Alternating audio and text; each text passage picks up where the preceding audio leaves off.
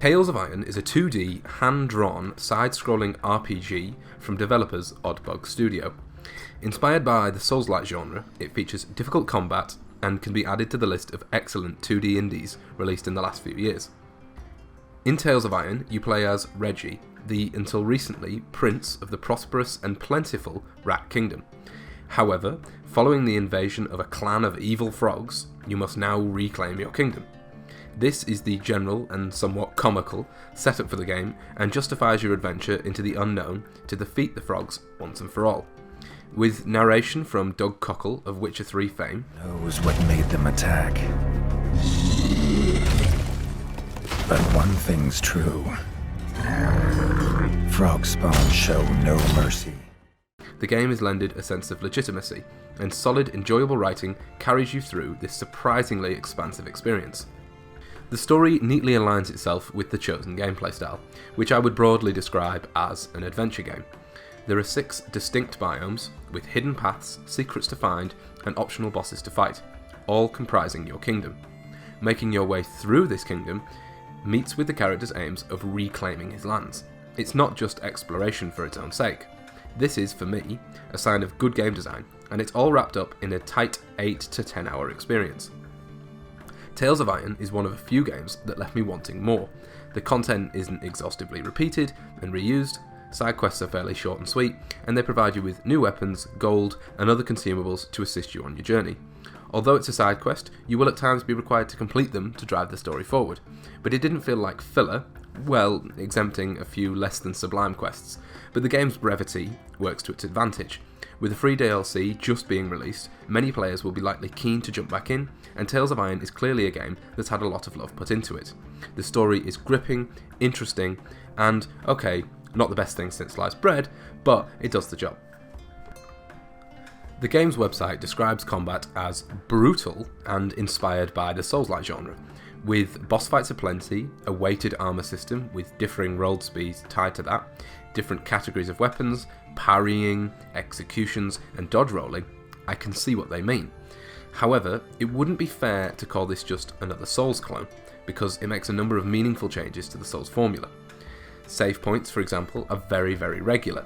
Estus, or in the case of Tales of Iron, Bug Juice, heals in a progressive way, kind of similar to Dark Souls 2, but you need to hold the button the entire time. Bug enemies can be harvested for their juices to refill your flask, and I really like this idea. It means some types of enemies are harder than others. In this case, frogs are especially hard due to the mechanic. It's good world building and it's good logic. And instead of an RPG style upgrade system, the game ties this to the story. Health is upgraded by giving the chef ingredients to make new meals found throughout the story and the world.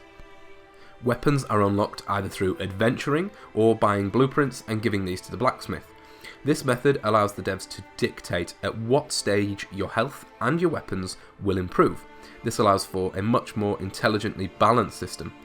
The benefits of linearity, hey? The game also includes a wide array of different weapons, both ranged and melee, armours and shields. This, of course, adds a nice level of variety to combat and keeps things fresh. The further you go, the better the equipment that you unlock, and this drives you forward and it incentivises your curiosity. You can unlock swords, spears, axes of the 1- and 2-handed variety, as well as crossbows, bows, and towards the end of the game, guns. I like these a lot, and they're a lot of fun to use. One very small criticism that I would have is that though each category of weapon has its own moveset, within these categories there does not appear to be differing movesets, so 2 spears will act the same. So, weapons that are in the same category are essentially just reskins with more damage and less weight. The variety of different categories themselves sufficed for me to have enough variety in the game, and I appreciate that this was made by a small team, but it is worthy of note. On the whole, the weapons are good, and the gameplay itself creates interesting strategies to consider. What moveset do you want against a particular boss for both your 1- and your 2-handed weapons? Do you want higher damage from a gun or more ammo from a bow? Do you need a lot of defense at the expense of fat rolling? They are all tried and tested considerations from other games, particularly Dark Souls, but they're used expertly in Tales of Iron to make for an enjoyable gameplay experience. Imitation, after all, is the highest form of flattery. And I'm sure if you're watching this video, you love Dark Souls.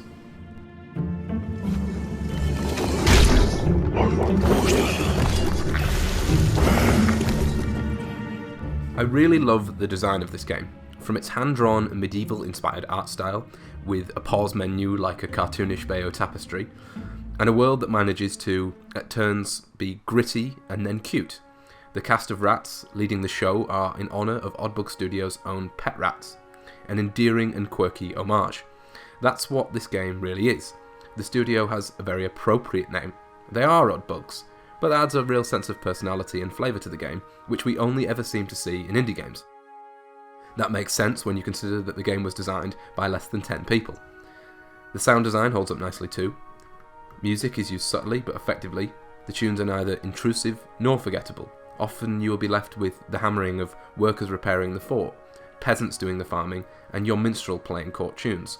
There is, of course, far greater diversity than this, but I wouldn't want to spoil the surprising biomes that you'll discover as the game unfolds. One of the design choices I truly appreciated was that as you begin to recover your kingdom, life starts to return to normal. Instead of an area being blocked by some gamified invisible wall, builders are repairing it, presumably as the frogs destroyed it.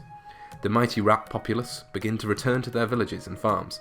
They need your help fixing their wagon or getting some food for their roof. It won't change your life, but it adds to a greater whole, and I would say that that's the perfect way of thinking about Tales of Iron. It's greater than the sum of its parts. The good design choices, the solid mechanics, the reliably decent story make for a damn good game. And on that note, I'm eager to see what lays in store for Oddbug Studio, and certainly recommend Tales of Iron to anyone that's listening. Thank you very much for watching my latest video. Please consider subscribing below if you want to see more content just like it, and there's also a link to my Patreon in the description. As always, I'd like to thank my patrons and supporters, and you for watching. Other than that, see you later.